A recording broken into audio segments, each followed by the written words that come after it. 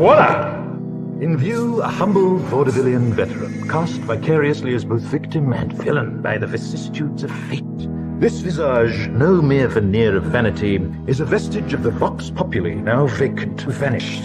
However, this valorous visitation of a bygone vexation stands vivified, and has vowed to vanquish these venal and virulent vermin, vanguarding vice and vouchsafing the violently vicious and voracious violation of volition. And these things that thou hast heard of me among many witnesses, the same commit thou to faithful men, who shall be able to teach others also. Thou therefore endure hardness as a good soldier of Jesus Christ. No man that worreth entangleth himself with the affairs of this life, that he may please him who hath chosen him to be a soldier. And if a man also strive for masteries, yet he is not crowned, except he strive lawfully. The husbandman that laboreth must be first partaker of the fruits. Consider what I say, and the Lord give thee understanding in all things. Remember that Jesus Christ of the seed of David was raised from the dead according to my gospel, wherein I suffered trouble as an evildoer, even unto bonds, but the word of God is not bound. Therefore I endure all things for the elect's sake, that they may also obtain the salvation which is in Christ Jesus with eternal glory. It is a faithful saying, for if we be dead with him, we shall also live with him. If we suffer, we shall also reign with him. If we deny him, he also will deny us. If we believe not, yet he abideth faithful, he cannot deny himself. Of these things put them in remembrance, charging them before the Lord, that they strive not about words to no profit, but to the subverting of the hearers. Study to show thyself approved unto God, a workman that needeth not be ashamed, rightly dividing the word of truth. But shun profane and vain babblings, for they will increase unto more ungodliness. Folks, that was 2 Timothy chapter 2. And I believe that it is very, very important that we take that unto our hearts. To not add unto these vain babblings, which leads to more ungodliness. That's not what we're tasked to do. We're tasked to endure hardness, endure suffering, endure persecution, as a good soldier in Jesus Christ. No man that warreth entangleth himself with the affairs of this life. When you're on the battlefield, you can't care about the worldly nonsense. That he may please him who have chosen him to be a soldier. And the one that chose us to be that soldier is our Lord and Savior Jesus Christ. He died on the cross at Calvary, whose blood now sits on the mercy seat. The only verdict is vengeance, a vendetta, held as a votive, not in vain, for the value and veracity of such shall one day vindicate the vigilant and the virtuous. Verily, this vichyssoise of verbiage veers most verbose, so let me simply add that it's my very good honor to meet you, and you may call me...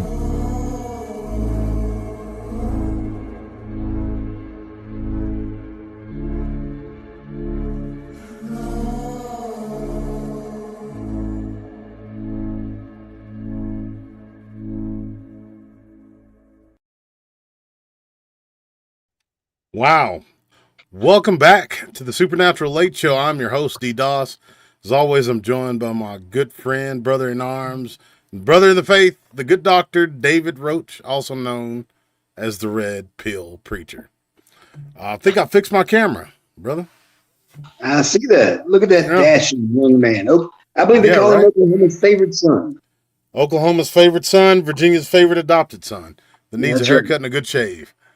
Welcome back, ladies and gentlemen. Tonight we have some stuff for you. We got some stuff for you. I'll tell you what. We got a good crowd tonight. That's good. That's one thing. That's a beautiful thing. They always have. I'll tell you what, folks. This is the Chinese New Year. we have moved in their astrological chart from the year of the dragon into the year of the fiery horse. We're going to talk about that and many more things that have been transpiring. So, for those who don't know, 2026 is the year of the fire horse. The Chinese zodiac follows a 12-year cycle of animals: rat, ox, tiger, rabbit, dragon, snake, horse, goat, monkey, rooster, dog, and pig, combined with one of the 5 elements: wood, fire, earth, metal, and water. 2026 is in the year of the horse, specifically the fire horse, Bing Wu, in the traditional system. The horse symbolizes energy, freedom, speed, ambition, perseverance, and forward momentum. Now, that's what they tell the rubes. But as Christians, we have a fiery horse, or a red horse. And that is the horse that carries the rider called war. So there's traditions that come along with this.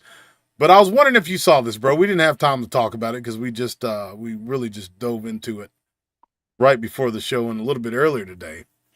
Did you see any of the celebrations that China was doing for this new year? No, I'm afraid I didn't. I'm scared to look, to be honest with you.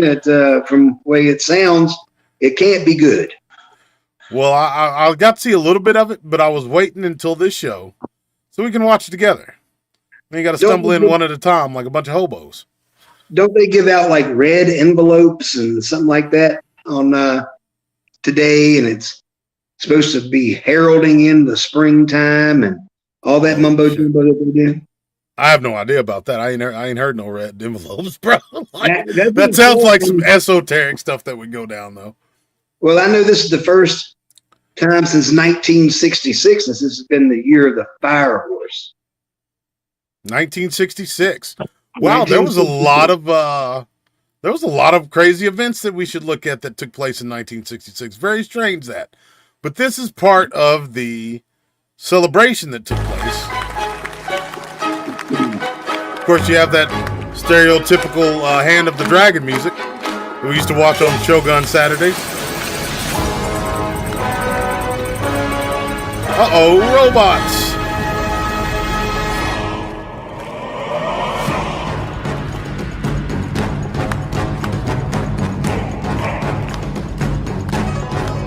That's ookie spooky, bro. I can't do that. Ooh.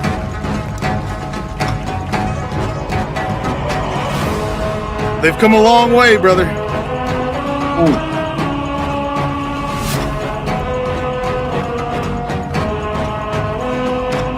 Now, this is robots in their infancy, bro. Could you imagine trying to fight one of these things?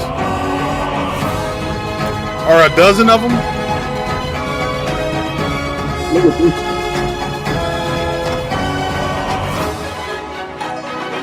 Well, they're getting to do some spear work here. Yeah.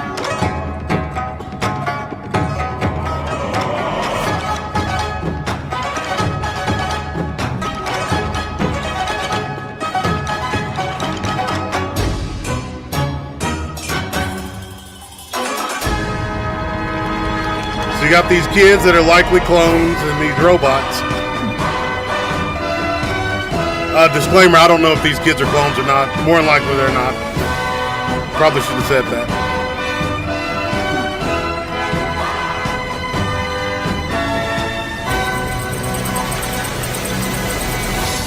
Now this is what's out there for public consumption, bro.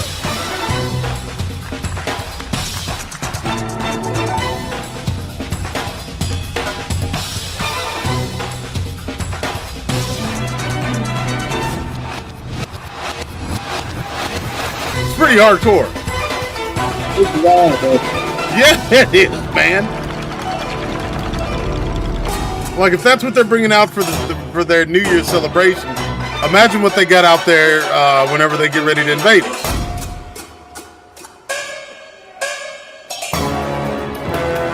The source of this video is, I'll tell you in a sec, CGTN, some sort of a television station over there.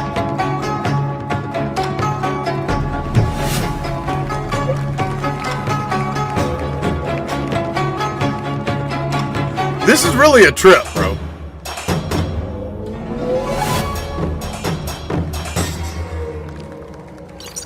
Now they're going into the old drunken master. Woo.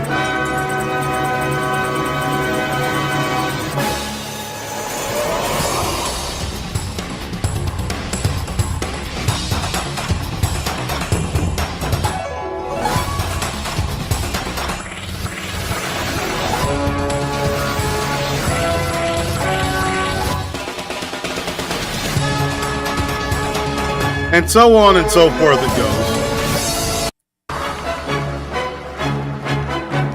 There we go. Here we go. That's so enough. Yeah, that's Master Dragon right there, bro.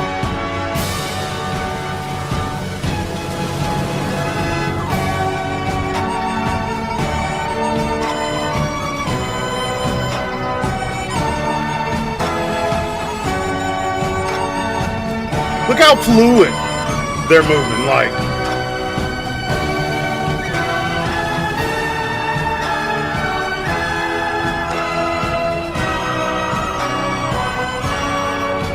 All right, that's enough of that. But you see my point. It's pretty heavy duty. What in the Kung Fu Panda the hell did we just watch, bro? It's We just watched them put on display like the upgrades to this this robot, which I believe is the one that Elon Musk put out.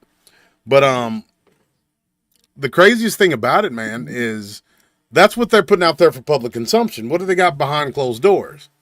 I can tell you what they got behind closed doors because we saw the videos of it. They got warehouses and hangar bays full of them damn things. Those things right there, them robots right there. Yeah. They got, I mean, they're, we in trouble, bro. You had Jackie Chan and Jet Li up there doing the damn Kung Fu. Everybody was Kung Fu fighting. Yeah, doing the Kung Fu hustle. Yeah, and them robots look smooth as silk, bro. They did. Smooth as churned buttermilk. With edge weapons in their hands and everything. Yes, sir. Bro, that's the thing. That thing pull a knife on you in your house and cut you up like bologna. Yeah, they go through you like Sarabachi, bro. Yeah, that's where we're at, man. That's what's.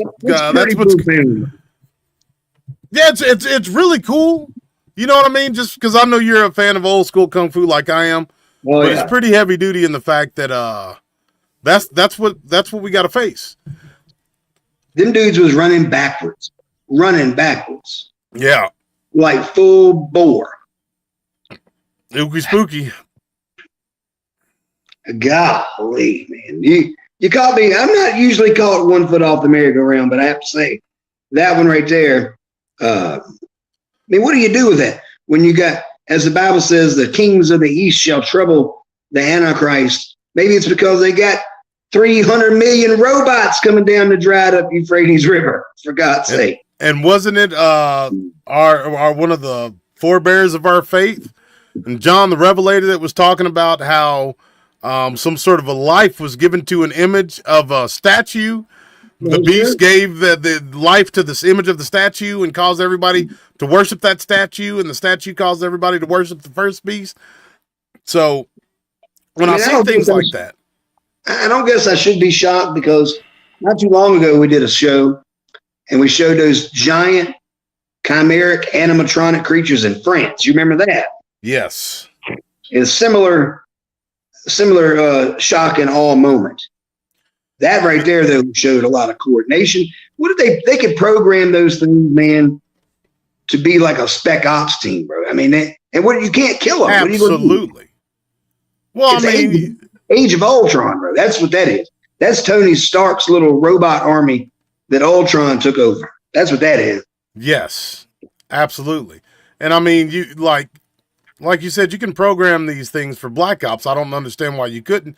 If you can program them to do such intricate, like ballerina type movements and kung fu movements, why couldn't you? Yeah, they're doing it advanced. In the Japanese, it's called a kata. They were doing like an advanced sword kata Yes. With a Chinese broadsword. That's not an easy thing to wield around. No, it's not at all. And that's the crazy thing about it, bro. This is we're supposed to be in our infancy with all this stuff, but I believe it's far more advanced in there, allowing us to understand that it is, or actually showing us. We're just getting a taste of it. And that brings us to the next thing I want to talk to you about. Everybody's talking about the Epstein list and the Epstein files. When I was going through my notes earlier, I came across 3I Atlas. Really? Yeah, they're just going through some of my old notes, and what's very, very curious is 3I Atlas was supposed to be here by the beginning of January, end of December. December 19th, 2025, to be exact. We really started hearing heavy talk around November the 11th of 2025. What day was the first leak of the Epstein files? Does anybody know? And I'm not asking in some hyperbolic gotcha type of way. I'm sincerely asking, because there has to be some sort of coinciding thing. Yeah, I'm not sure if it was coinciding with 3I Atlas, but I know it was coinciding with the rigmarole up in Minneapolis. I do know it coincided with that. Yes.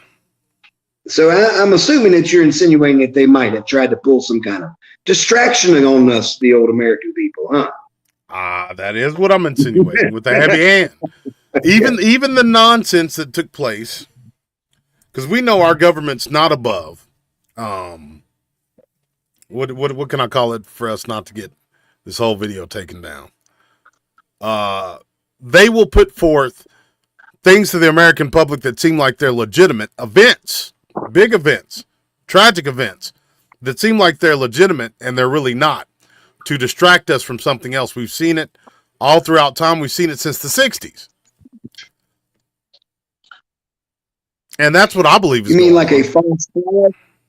Yes. False flag? Is that what you're saying for? That's what I was insinuating, yes. It's very probable. I mean, like you said, they've been doing it since the Kennedy assassination, since the founding of the CIA. Right. And that's more than likely one of the reasons Kennedy went the way of all flesh, because he saw what his Joint Chiefs of Staff were planning as far as what's going on in Cuba, and what's going on right now actually is mirroring it. But he said no. They were planning attacks on citizens in Florida, and they were going to blame it on Cuba to legitimize themselves going to war with Cuba. And when he found out about this nefarious plot, he started cutting off heads. He said, no, you're done. We're not going to play these games. You're talking about taking American life to justify going to war based on your own hypothesis of how things should be and where things are going to go? No, we're not doing that. As a matter of fact, you're fired. And here we are, 60 years later, and Cuba is about 20 days probably from complete collapse economically because of the blockades in the Caribbean. Yeah, I think things are coming full circle, man. If it ain't broke, don't fix it, right? Right. But to what end, though, are they coming full circle? That's my whole thing. Well, fleshing that out is one for the record books, bro. I mean, there's got to be, we were discussing this today, there's got to be a reason that they let these Epstein files out, because it would have been very simple for them just to take their little red rubber mallet and stamp classified on all of them and tuck them away and just say, tough shit, you ain't seen them. Yeah. And that would have been the end of it. But no, and the way that they rolled them out, this thing, I believe, was laid out from the beginning. And the way they've rolled them out now is to obfuscate and to muddy the waters to where it sowed a whole bunch of confusion. You see that Scam Blondie, when she gave her testimony the other day, she had a damn literal meltdown in front of Congress for 4 hours. That's what she had. Yeah, pretty much. She was pressed up against it. Yeah, she talking about the Dow Jones, how high it is, and Chinese vape products, and just all kinds of non-essential shit to talk about when you're in there to answer questions about the Epstein. I'm going to start calling it the Epstein administration, because 12 of these people that work for DJT are in the files, including himself. Yeah. So why are they letting it out? That's the thing. They've got to be doing something else.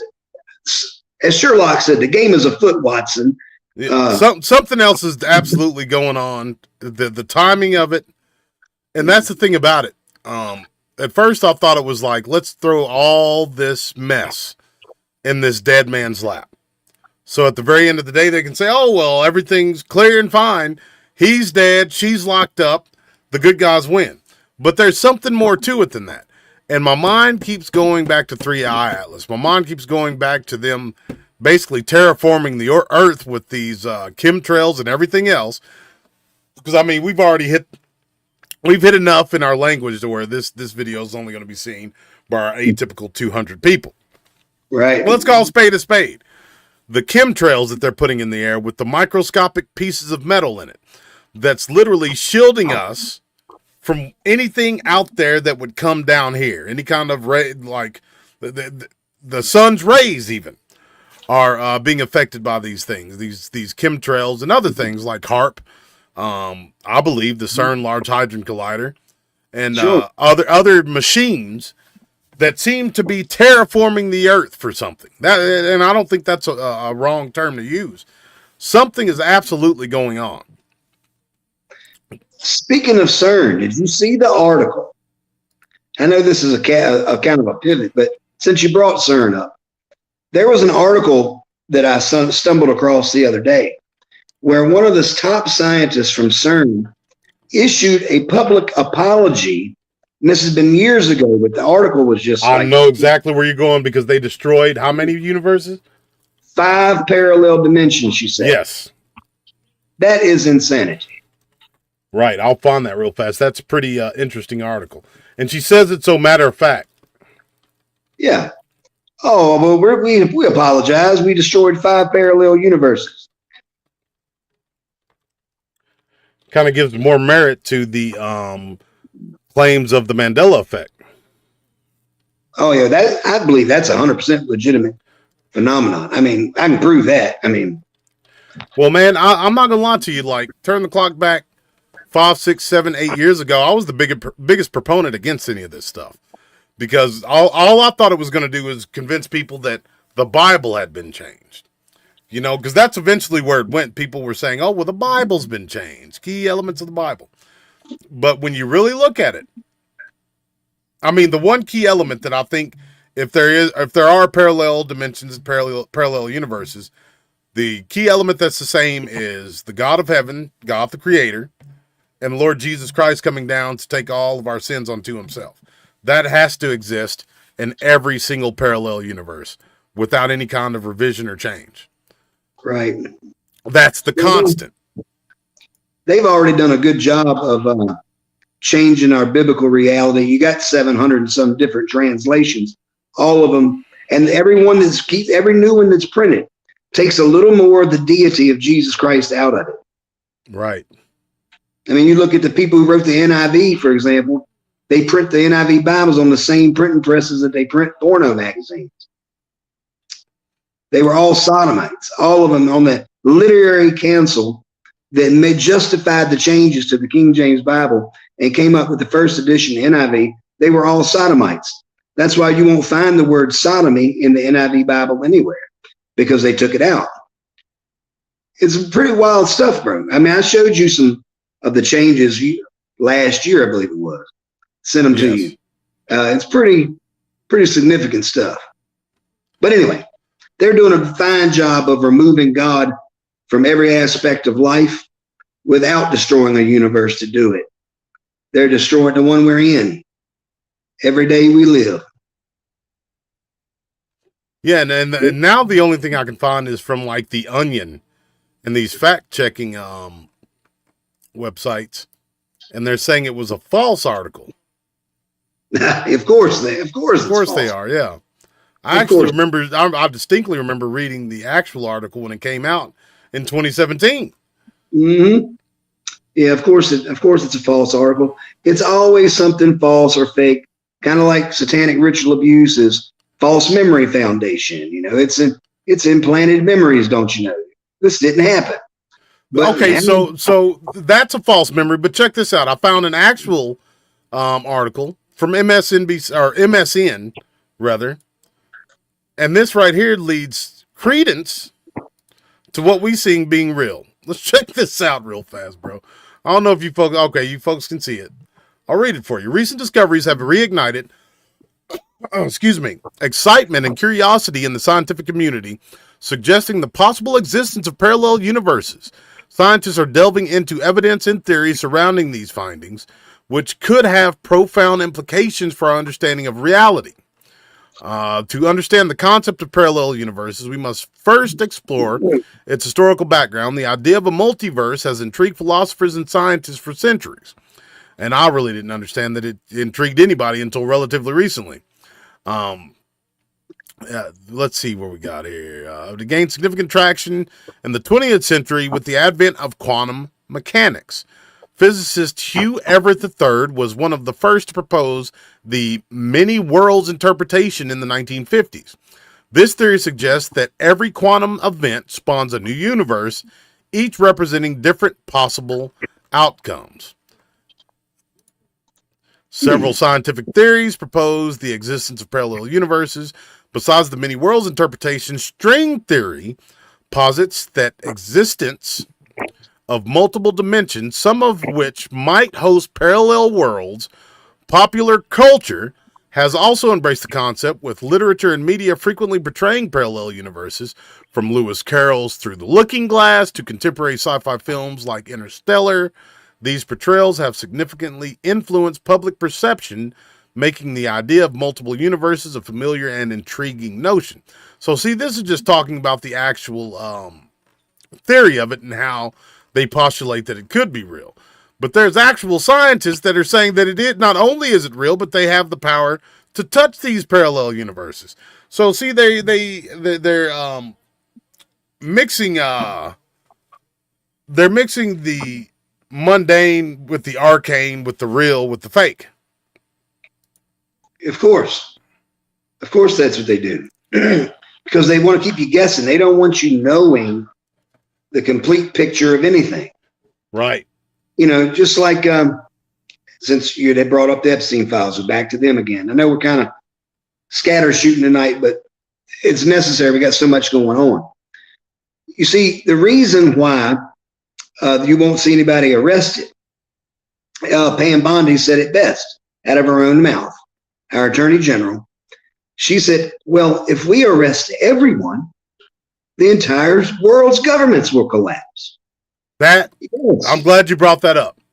I looked into that, and I can't find a quote where she actually said that. I mean, if you can find the clip, I can't find the clip. I can't find an article where she actually said that, bro. She said it live, sitting at the table beside the president, and it was a news clip. She was asked a question about arrests inside the I don't know what the room is in the White House, where all his cabinet sits together and they take questions from the press. I watched it. I'll have to go back and I got it in my safe. I believe you. I believe you. But that's another thing that they use to discredit us. Let's say, because I believe you, you're my brother, I love you, and I trust you. Let's say that's what was said. If it is, it's been scrubbed from the internet. So it delegitimizes us to quote something that we can't reference back to. You know what I mean? And Sean Ryan just put out an apology, like literally right before I jumped on there. He just put out an apology because he said the same thing. He remembers seeing it, and it's gone. He couldn't reference back to it. There's something going on where they, of course, they're holding channels like this, like Sean Ryan's, honestly. They're holding channels back that are giving the unfiltered truth. And they would love nothing more than now they're going after Alex Jones again. Because, I mean, he'll look like a prophet if they don't. Everything he said has came to pass. Honestly, I mean. Yeah. Yeah, he's doing a little bit of a pivot now too, with still holding on to that 4D chess horse crap. Yeah, but that's not the way it is. Now you say it, bro. Did you see where he said that Candace Owens was a man and got Erica Kirk pregnant? What? Oh my God! Like I just said this, that I don't want to quote something I can't harken back to.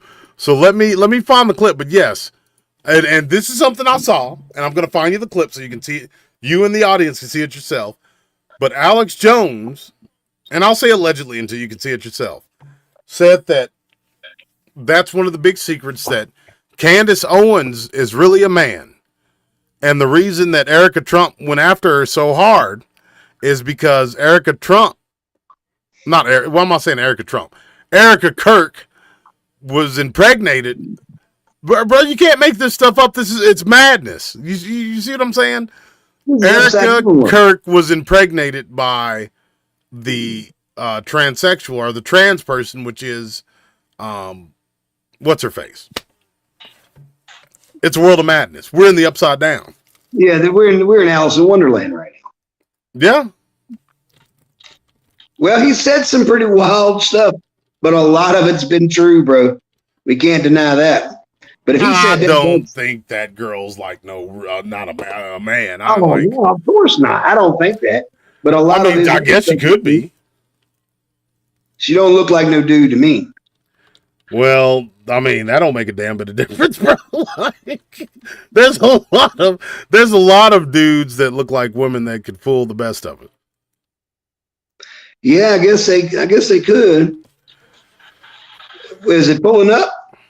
The real reason Alex Jones attacking Candace Owens, she's mentally ill, Empress of Darkness.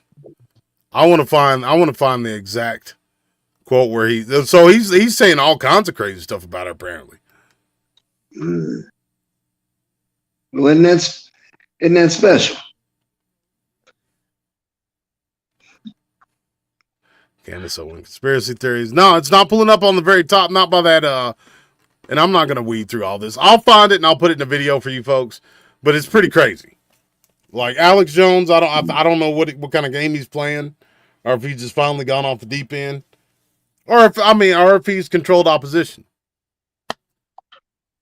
There's always been a part of me that said that Alex Jones, since his daddy was in the CIA, that he was part of the system.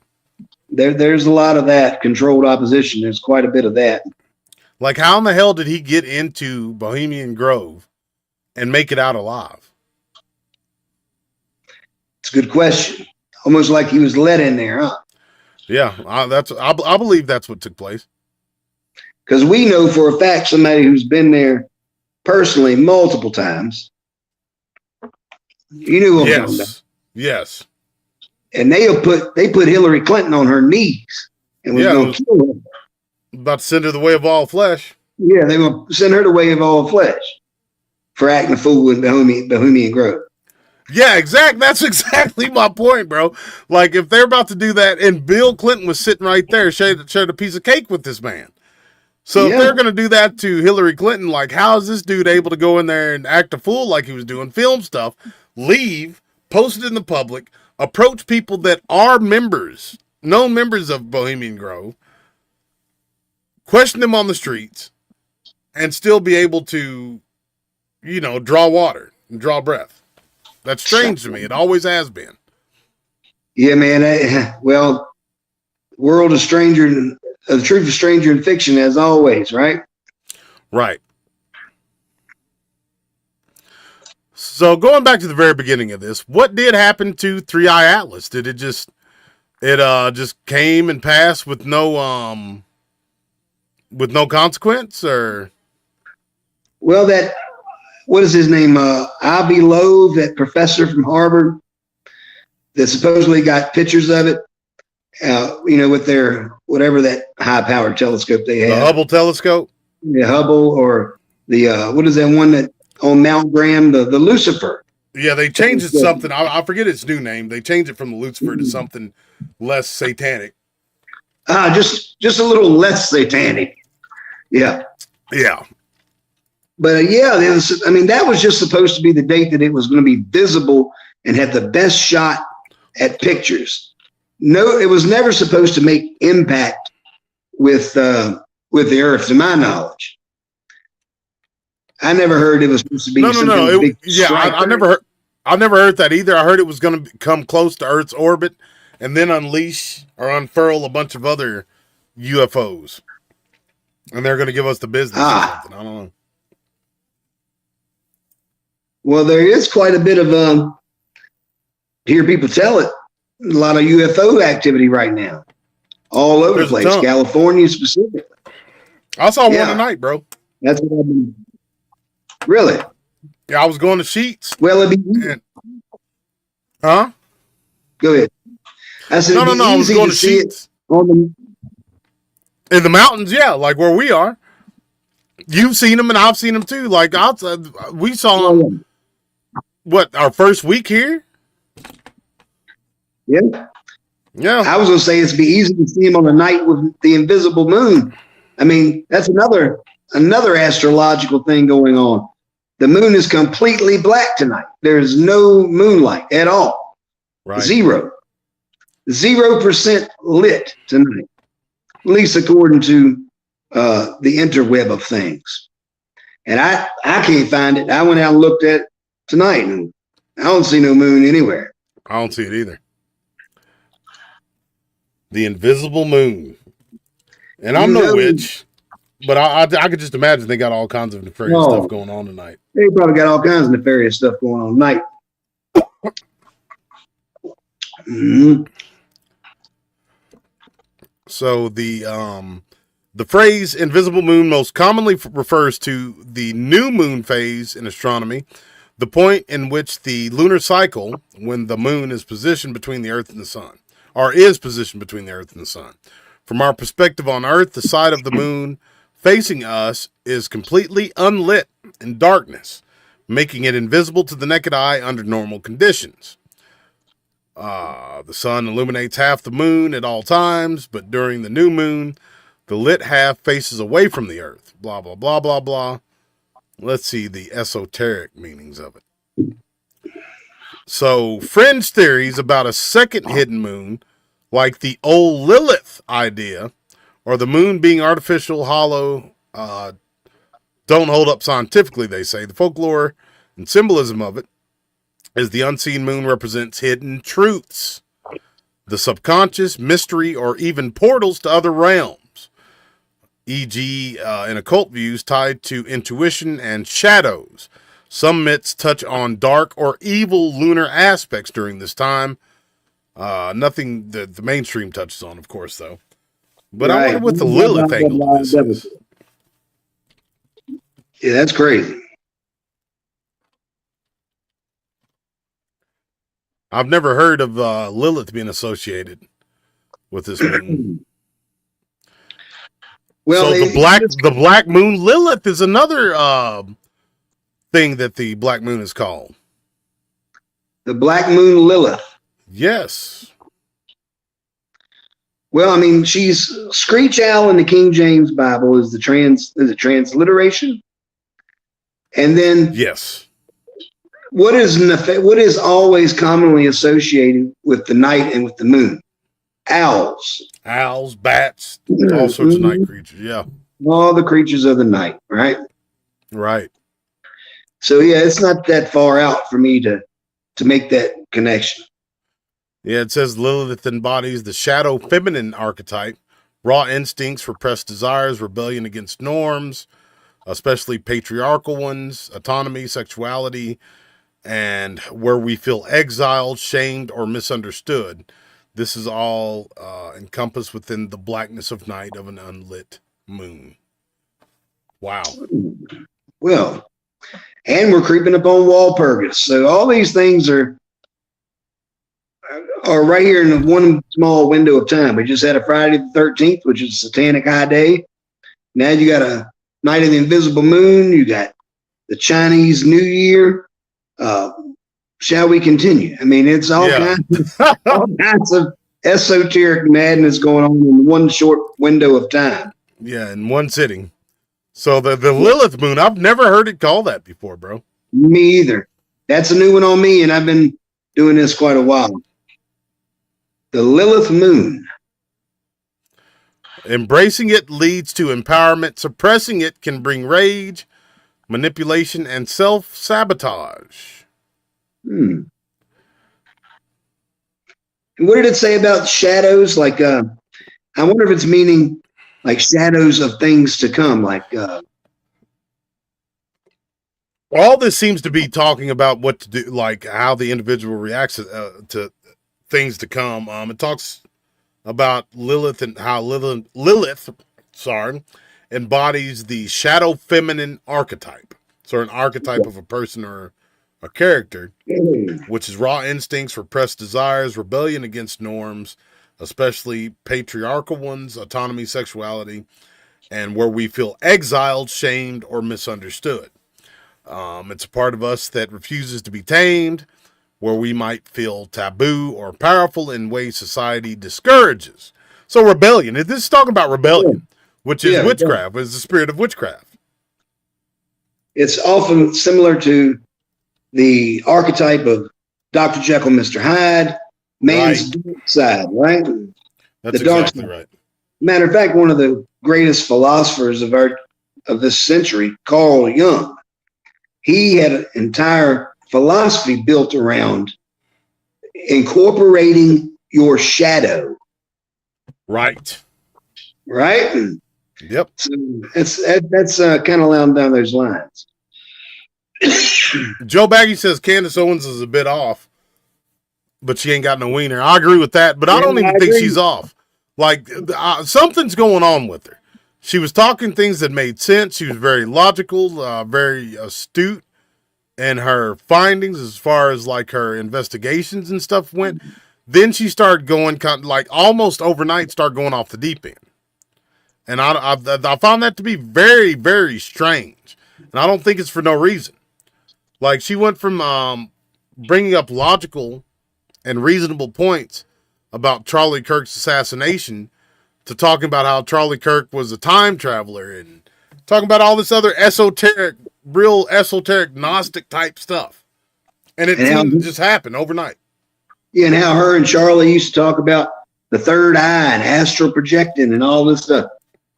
She was saying all that. Yeah, he was astral projecting in her dreams before the assassination. Don't you know? Your baby daddy will have a tendency to do that. All right, since you brought this up, listen. This is a theory that me and my brother have. All right. Candace Owens is married to, and since, you know, I'm the world's greatest detective, let me put this degree to use. Candace Owens' husband is a son of the member of the House of Lords. I don't feel like looking it up. You can do your own research. Her husband is the son of a member of the House of Lords over in England. Okay. Her oldest son is named Charlie. Her oldest son was born around the same time, about a year before her and her husband were married. My brother and I don't want to speak for him, but I believe you believe like I do, that's Charlie Kirk's kid. That's the only one that's kind of kept hidden away from the public. Yep. So we were talking one day and we came up with the same theory that Charlie and Candace were really in love with one another, and he confided in her more than he confided in this arranged marriage. Her marriage is arranged as well, and that's why she felt some sort of way when he was assassinated, and she was all gung-ho about it.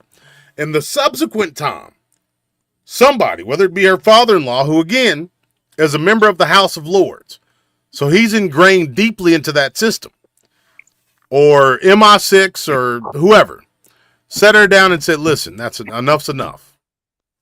So now she's getting into all this mystic, esoteric, Gnostic, weird type stuff. This real, like, pseudo-Christian type nonsense she's spouting. And I believe that's for a reason. She probably don't want to go the same way as Charlie Kirk. Somebody got to her. That's what I believe. What say you, Doctor? I concur. I have thought that from the beginning of this. I mean, because we know that Charlie Kirk, just from his own postings, I don't have to formulate a theory about it. We know Charlie Kirk had a proclivity for the brown sugar. And we know that for a fact. It's in college. Yeah, that's all he hung out with, is a bunch of black girls. Exactly. So it wasn't a stretch for me. And when I found that first child of Candace Owens is always hidden from the media, you never see that first child, and then to find out his name is Charlie, and that they were on all these trips and stuff together, bro. The math is mathing to me. I mean, you're not going on no. Let's just keep it a buck, as the young folks say. You're not going on no trips with no woman across to these other countries and stuff, and you ain't involved in a little escapade. You're a single male. She's a single female. You got everything in common. Yes. Yeah. That part. That's just. I mean, that's just common sense. It's just a theory, people. Don't shoot the messengers, but it is one that I think we can. We have a little bit of evidence to support. If that just like Joe Baggy said, probably looks exactly like Charlie, because Charlie's got some traits that'll be passed down from father to son or father to daughter. So he's got some traits that'll be undeniable. That big head, the jaw. I mean, there's things that you wouldn't be able to deny.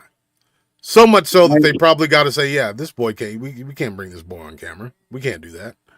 No. So that's our theory, and when you use that as a foundation, like everything that she's done thus far makes more sense. Yeah, it explains a lot. Yes. Because look, she was on their ass like back pockets. Yes, she was. And we know she said it openly. She loved Charlie. How many times you heard her do that? Many times. Tons. Almost every time she'd dive into it. And the fact that it happened shortly after Erica Kirk, some lady was interviewing her, and she said, "What response, if any, do you have to Candace Owens?" And she looked right at the camera, and you could see that demon manifest, bro. Is what's crazy. Oh, yeah. She had those crazy eyes. She said, "Just stop, just stop." And I think that Candace knows what Erica Kirk really is. This is just one Okie's opinion, folks. I believe that Erica Kirk is an agent. I mean, that's my from everything I see. She's there was no big love story. She couldn't even remember when they were married, what day they were married on. What woman? Now you talk about a man. We're ignorant apes, so we won't remember these type of things. But when you're being not even an interview, you're talking to your husband on his podcast. She couldn't remember what date they were married. Yeah, bro, that don't happen. Yeah, a woman remembers when she's married. I promise you that. Yeah, none of that really jailed. It's a bunch of weirdness going on with the entire thing, and how her actions immediately after the assassination. It's just weird stuff that don't really jive with me.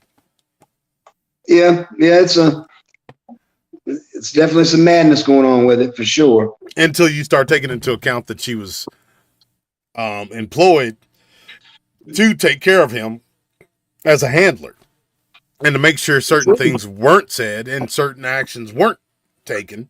And when they were, we see the results of it. Well, let's call a spade a spade. If Charlie had kept his nose on the proverbial to the grindstone and kept supporting the synagogue of Satan like he was, yep, and just kept on, them checks would have kept coming, because they were big donors, brother, from the synagogue of Satan. They were. He'd be alive today. Yes, sir. What do you want to bet that she ain't had no problem cashing them checks right now? Of course she hadn't. Of course she had. And she's looked at as a hero for immediately taking over Turning Point USA. No, that was all a part of the plan as well. Oh, of course. Of course. Absolutely. And it turns out that it's some sort of a satanic organization. Bro, at this point, if I woke up with my head stapled to the carpet, I wouldn't be shocked. Yeah, You know what I mean? kidding. No kidding. But I did. It makes you think, bro. It really makes you think. How deep do those tentacles from the deep state or the Illuminati or whatever you want to call it? How deep do those tentacles actually go? Just like we've said, every aspect of your life. Yeah, that's how deep. So sad state of affairs. When Pam Bondi made that statement, which I did watch her, and Sean Ryan's right, I watched her say it, and they might have taken it down off the internet. They do that to a lot of stuff. Yep. But she's right. If you took down everybody listed that's affiliated criminally with that cabal called Epstein, you would collapse civilized, I use that term loosely, civilized society.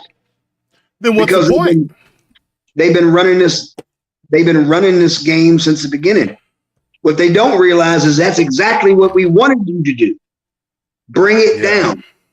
That's what we wanted you to do. So we put you there to do. Bro, that's where they're messing up. They're thinking that we're going to be placated and that we're going to accept this unacceptable action that's being pushed forth, and that our attention is going to be taken away by some third world country being taken over or bombed or whatever the case may be. And I don't think it's going to go away that easy. I think they really shit in their hat this time, to use an old Okie term. I have been, you know this, privately and publicly, I have always said that this is the thread. If you pull on it enough, it pulls the whole thing down.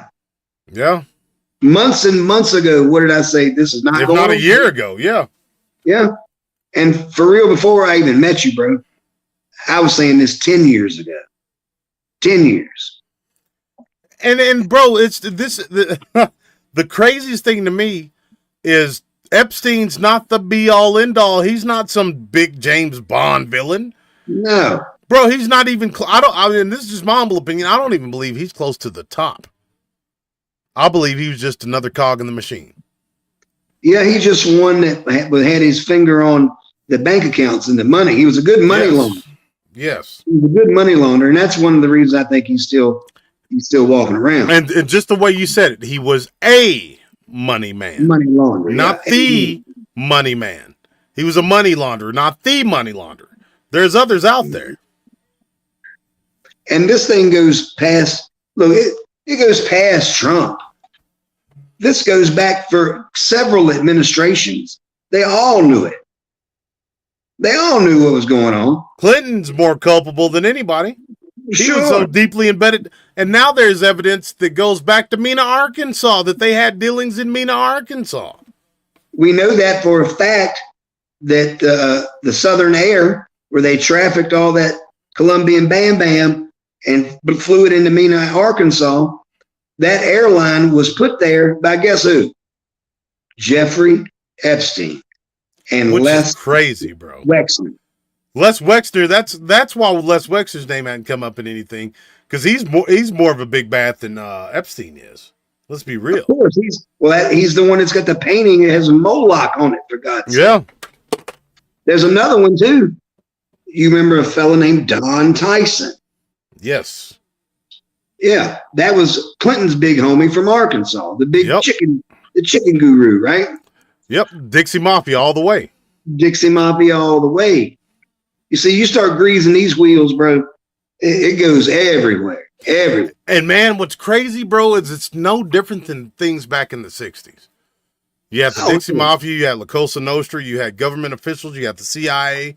It's the same players, bro. If you really step back and take that 10,000-foot view, it's the same players. Dixie Mafia, La Cosa Nostra, these Israeli bigwigs, and members of our own government.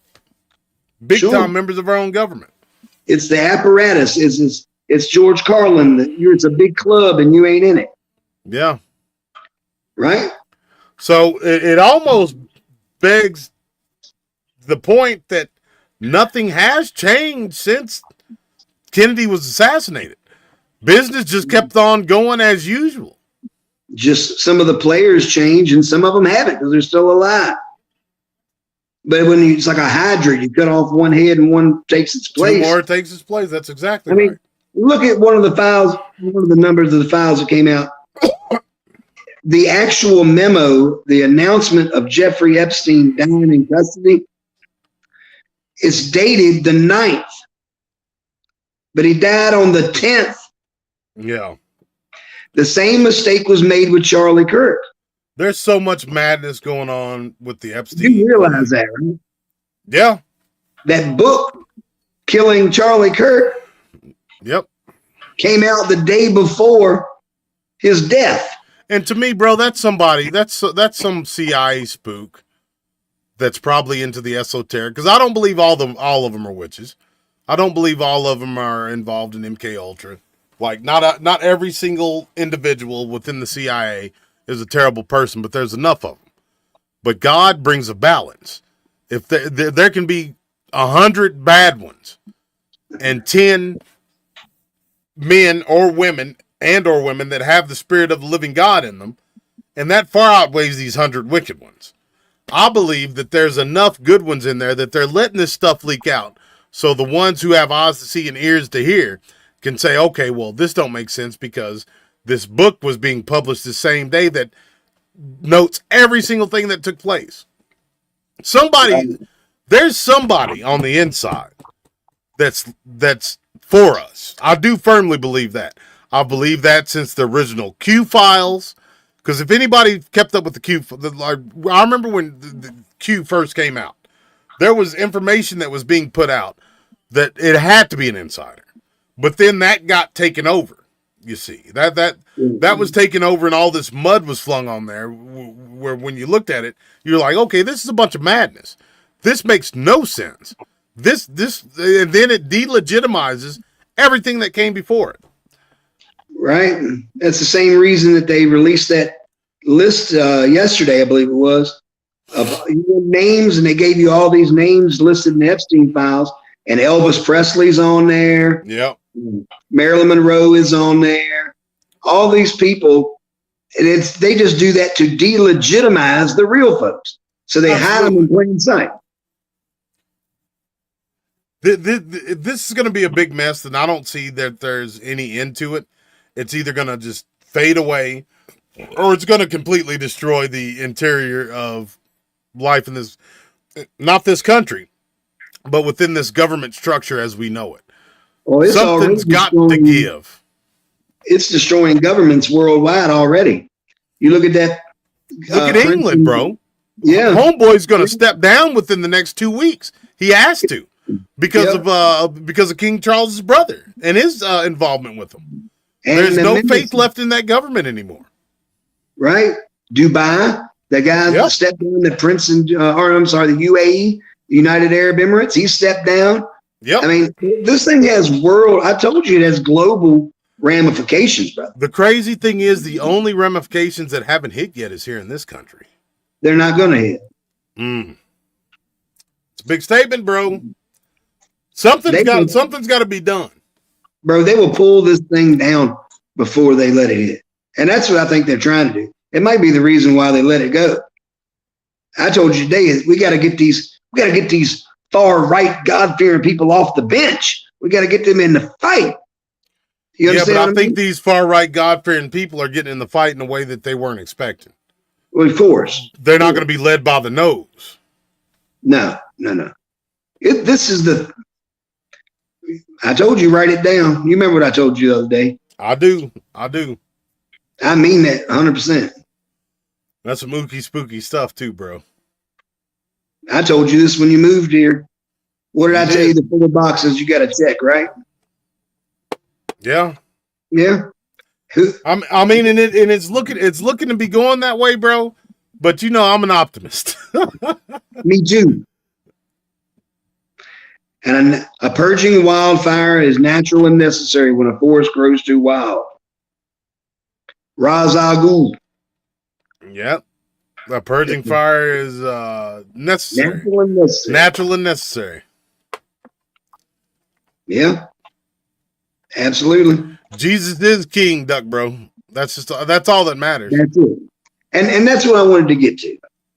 Matter of fact, I wanted to tell you, leave everybody with an encouraging story. Yeah, let's do that. So I was watching today, and you know how these tech oligarchs, they're putting these big AI data centers everywhere, buying up all this farmland and stuff. Drinking up all this water. Yep. I saw an article or an actual video, interview of a gentleman up in Pennsylvania. One of these companies came to him, as an older gentleman, said his family settled there in 1944.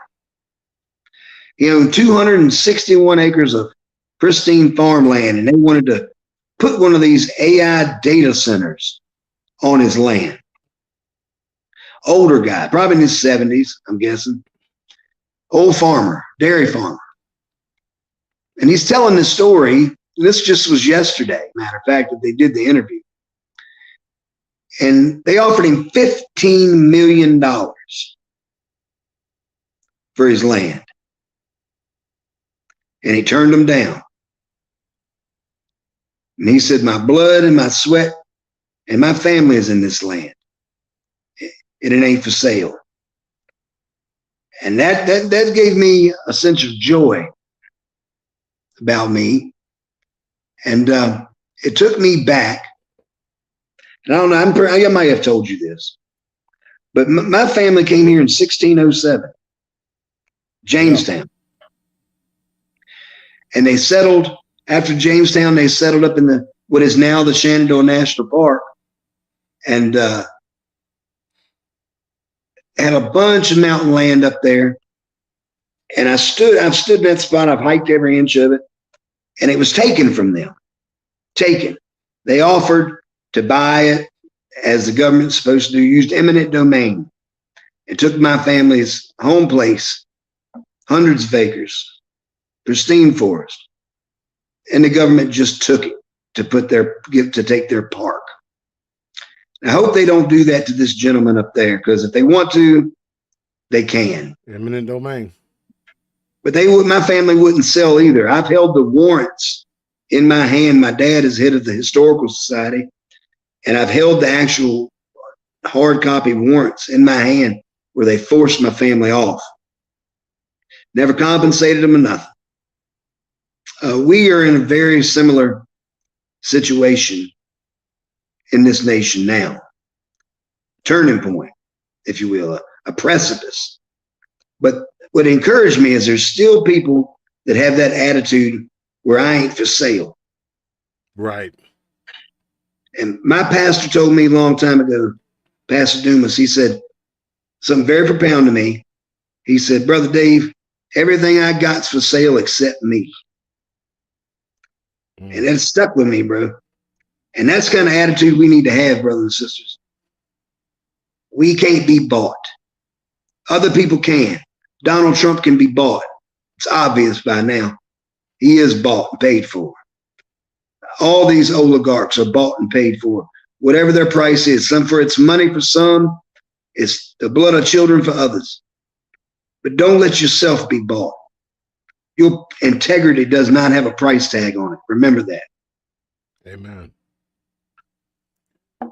That's beautiful, bro. I want to hit people with something. Everybody's heard this in Psalms. The Lord is my, and this is Psalm 23. The Lord is my shepherd. I shall not want. He maketh me to lie down in green pastures. He leadeth me beside the still waters. He restoreth my soul. He leadeth me in the paths of righteousness for his name's sake. Yea, though I walk through the valley of the shadow of death, I will fear no evil, for thou art with me. Thy rod and thy staff comfort me. Thou preparest a table before me in the presence of mine enemies. Thou anointest my head with oil. My cup runneth over. Surely goodness and mercy shall follow me all the days of my life, and I will dwell in the house of the Lord forever. Forever. That's a beautiful, beautiful psalm. Folks, Yeah. Do you want to know the psalm that came right before that one? Listen to the contrast, if you would, please. My God, my God. This is Psalm 22. Why hast thou forsaken me? That's a stark contrast, ain't it, brothers and sisters? Oh, Why art thou so far from helping me, and from the words of my roaring?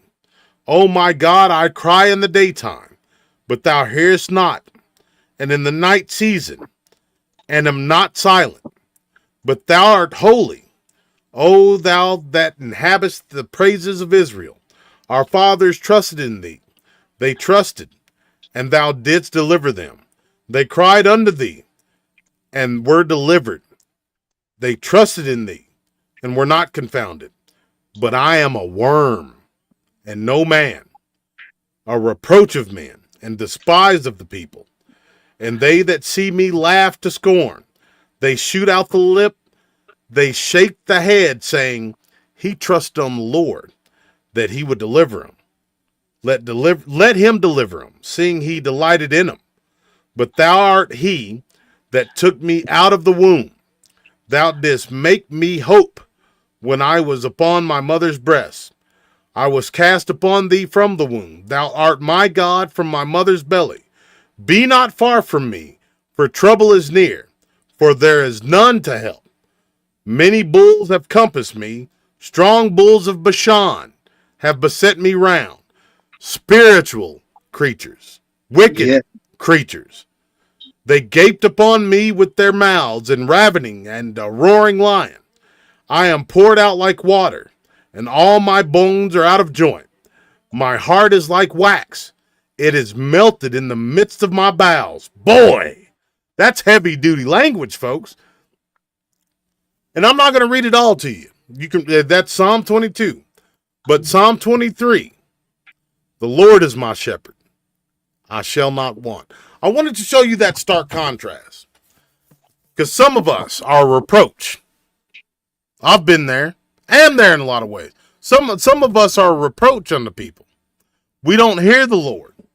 We don't feel like the Lord hears us. But he does. Because just like 22 is followed by 23, we may cry out to him like that, but that's what he wants, because he is our shepherd.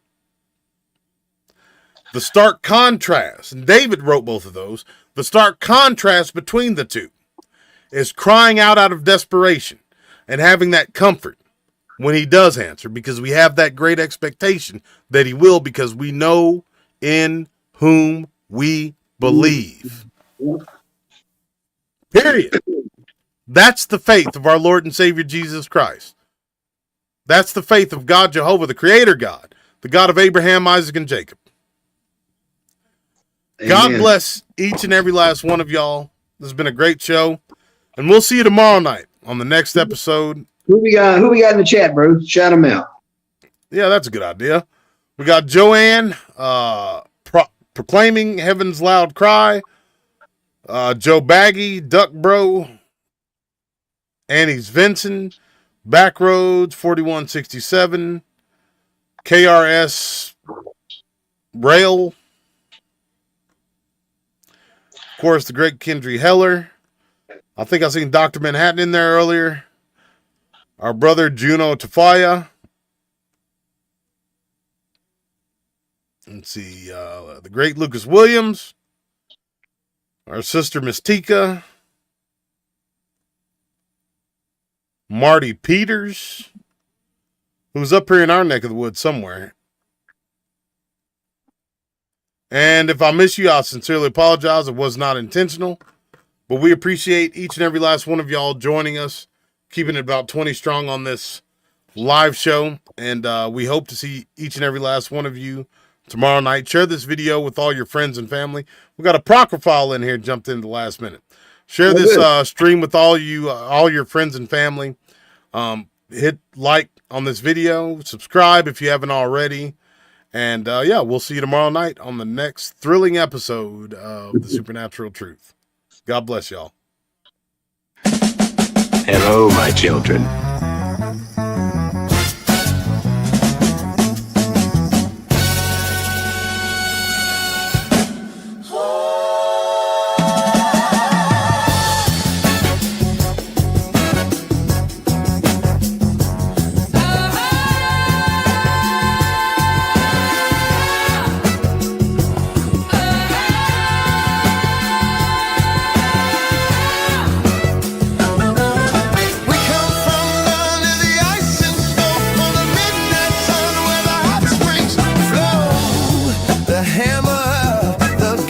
respect your ambition, Willie, but you got to have vision. We'll drive